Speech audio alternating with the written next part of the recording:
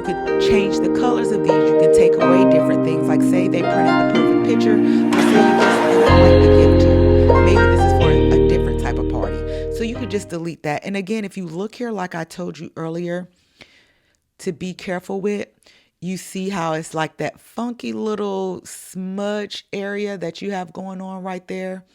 And sometimes what I did in my last video, you can check out my last video, I did just simply delete the background and I used the magic elements and I typed in what I needed that went with this. So I typed in golden, white, and black balloons, polka dot backgrounds, polka dots, and I simply click generate image.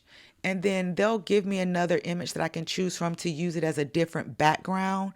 That way, if you want to change something, you can about the background. So we have our background. I can just delete it. I can add, say, one of the other backgrounds that they did supply us with.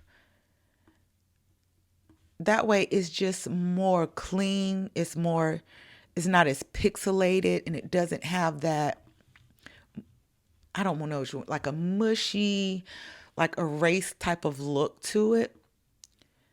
So you could simply do it like this using your own. That way it's still a more vibrant background versus the other background that they give you. Because like I said, it's just guessing what should go there and it's not perfect.